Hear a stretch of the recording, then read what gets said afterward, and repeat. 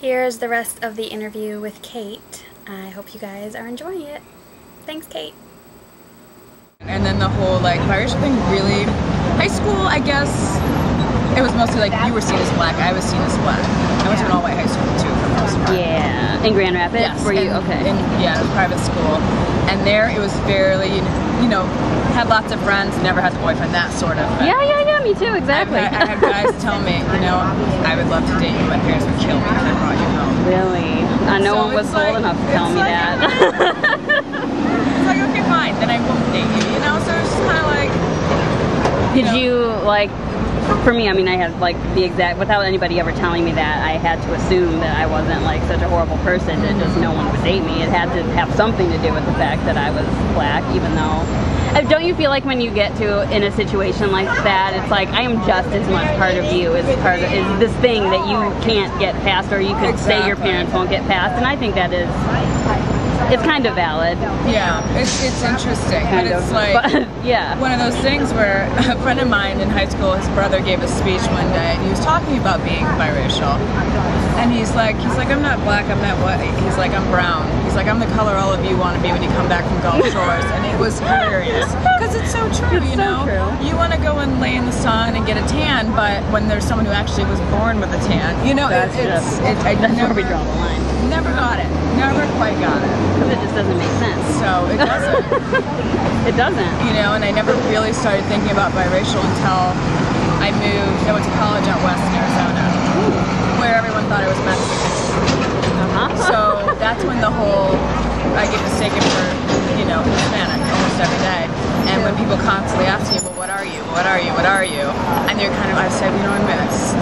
And the more I said it, you know, the more I'm like, first of all, it's none of your business what I am, but second of all, it's like, wait, I am mixed. Right. And that's something that is great, you know, and I really, I'm mixed. I tell people that. And they're like, oh, really? Because I thought you were Dominican, or I thought this. I'm like, I could be, I don't know, you know, so. You've never met your birth Never met either of them. My brother has met his birth mother. Well, and is he very similar to you in the way he approaches race? No, because he's a boy. And he's like a big guy, and all they see is a big black guy, you know? So I think he has had his own struggle with it. You know, I don't know how he identifies with, you know, being biracial or mixed or whatnot, but he's definitely had a different experience than me. Is he darker than you? No, we look like we were the same complexion and everything, but... And you went to the same schools, I'm assuming. But he had a heck of a time. Like, kids were just... Wow. So do you really think it was... Like you were lucky to be a year ahead of him because you were with cooler kids, or is it a girl-boy thing? Wow. And he kind of went through a little, you know, spell of, you know. Do he and your dad get along well? They do now, yes. Do any of your siblings have kids? Yes, my oldest brother has two little ones.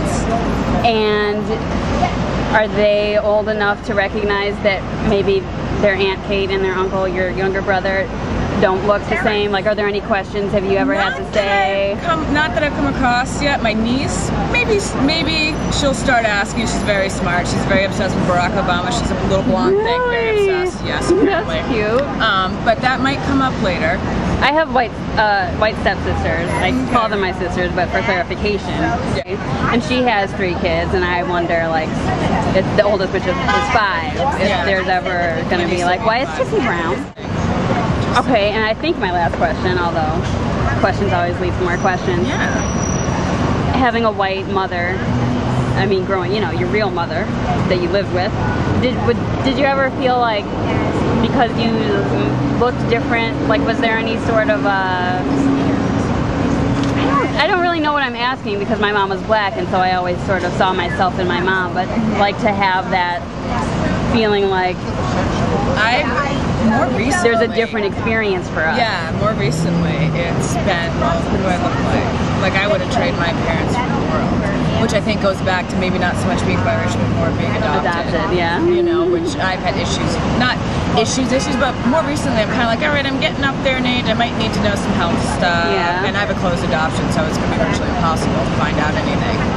But my mother, she's always been my mother. She's never treated me anything like I came out of her womb, you know? So it's been, you know, it's not like I didn't ever feel like I couldn't go to her with something. Right. Because she wasn't black, because she was white. I never felt like that. I never.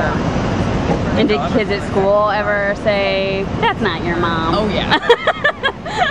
That's what I'm learning now that I've interviewed a few. My favorite thing was for me not to tell people that I was adopted, and then to introduce them to my parents and just watch. Some of it, they would just. I remember one time in particular, one kid was just like, he just kind of looked at me. I'm like, oh, I'm adopted, by the way. And look at us, was just like, oh, okay. And then I had one kid in school actually ask me, he's like, you know, I've met your older brother. He's like, and I've met you. He's like, is he adopted or are you? And no one has ever asked me if my older brother and sister were adopted. Right. Was he adopted or were you? And I'm like, oh, I was. He's like, oh, okay. I love that. Just curious. He was a cool kid, so I did go to school with some very cool people. Me too. So. White? Yes. You know? Yeah. Very cool. And it's funny because the majority of the minorities in my school were all mixed.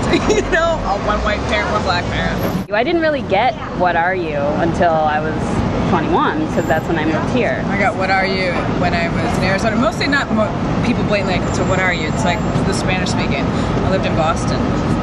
What's that like? Every day, someone's like, so what's your ethnicity? It's like, why? A white person? Yeah. Yeah.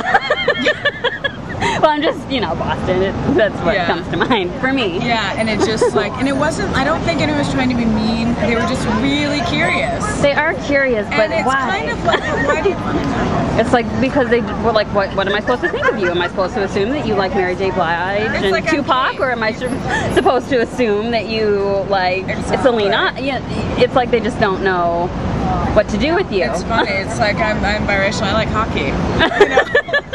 Are you a Red Wings fan? I just like hockey. Oh, okay. Like, I'm not a huge, like, I just like any it. team. Exactly. But like, if people were to, you know, look at my skin and then see what I actually like, and there's definitely more of a white upright in that. Me too. You know. And I like try so hard not to be ashamed of that. It's not shame. It's just kind of, but that's what I was raised with, and it's not like I'm not open to anything else. Exactly. You know? And what's not every black person listens to rap, contrary to popular belief. I know.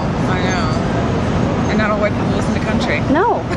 So it's just so messed up. It's a really interesting. And so breed of our own. We really are. I've been thinking about that, like America today, because the way that sexism, ageism, and racism are more prevalent here. It's almost like it's like the basis of everything that we do in a way. It's money and those things. I think it's become that. I'm like, what is it? It's time for that to stop. Well, especially now with this election coming up. It's like, just amazing. People are scared to say if they don't like Obama, they're going to be deemed as racist. It's like, and they kind of are. Not they are racist, but I just think that's the situation it's set up. It's like, if you don't like him, then yeah. Like, no, you're not. You might not like him. You might like his politics, whatever. Racist? No. You know? I have thoroughly enjoyed this conversation. I have. Thank you so much for interviewing me. You are welcome. Thank you. Yeah, I hope to see you soon. You will.